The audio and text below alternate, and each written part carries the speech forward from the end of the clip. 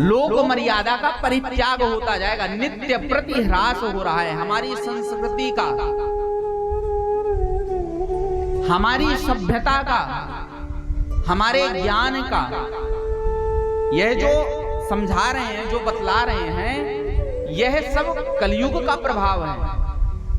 बड़ा से बड़ा आयोजन, बड़े से बड़ा धर्म कर्म का अनुष्ठान करने के बाद भी वह सफल नहीं होंगे।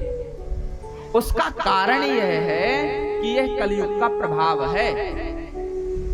तो नाथ, जितनी शीलता, जितनी संपन्नता, जितना विवेक आप में है और जो कुछ अभी आप देख रहे हैं, वह सब आगे नहीं प्राप्त होगा। तो हम आप सब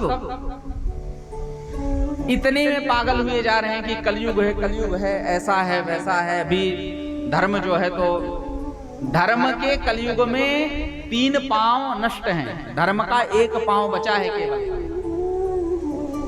धर्म के 4 स्तंभ हैं, परीक्षित जी महाराज भी वर्णन करेंगे। वही बतला रहे हैं कि 4 स्तंभ हैं। कौन कौन से? सत्य, व्रत, दया, दान। ये 4 जो है स्तंभ हैं। तो जो 4 स्तंभ हैं, उन चारों स्तंभों में केवल 1 स्तंभ बचा है, जो धर्म रूपी स्तंभ है, जो धर्म रूपी ध्वजा है, या ऐसे माने धर्म रूपी जो बैल है। वृषभ को धर्म कहा जाता है। वृषभः धर्मः, वृषभो धर्मः। तो नारायण जो वृषभ धर्म स्वरूप है, उसके वो केवल 1 पांव से खड़ा है। कौन सा पांव खड़ा है और कौन सा पांव है? चारों युग में 4 चरण थे उसके। सतयुग में 4 चरण थे, त्रेता में 3 रहे, द्वापर में 2 रहे और कलयुग में केवल 1। तो अभी कलयुग में केवल 1 चरण से खड़ा है। वह धर्म रूपी बैल 1 चरण से खड़ा है। वह चरण कौन सा है? वह दान।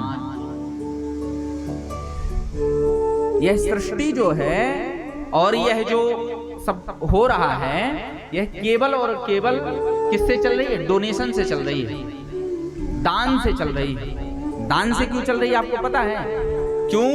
क्योंकि दान के द्वारा ही धर्म के कार्य हो रहे हैं।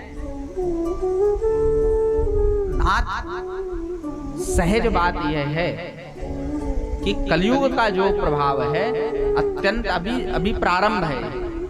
कि वो प्रवृत्ति हो जाएगी कि मानव जानवर बन जाएगा, पशुवत जीवन हो जाएगा उसका। तो प्रभु परीक्षित जी जो कृपा कर रहे हैं, यहां उनसे अपराध हो गया। किसका? महात्मा का। कब हुआ अपराध? जब कलयुग चढ़ा था, लगा था।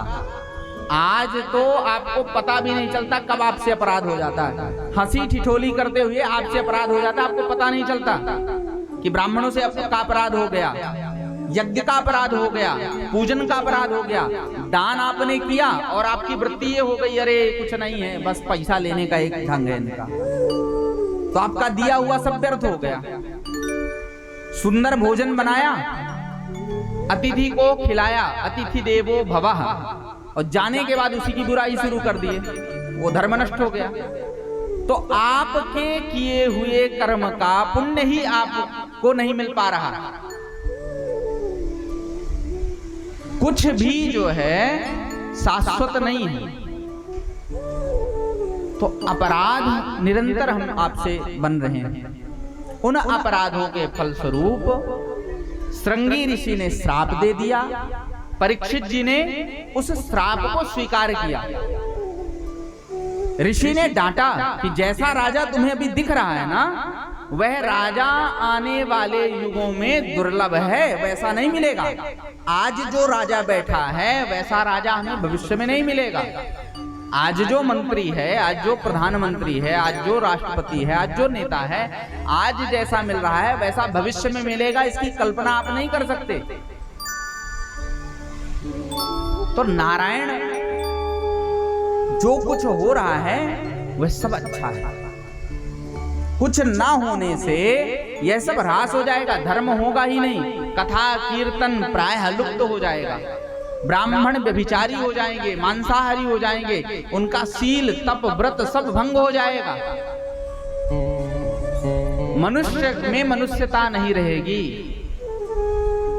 पुत्र कृतज्ञ हो जाएगा।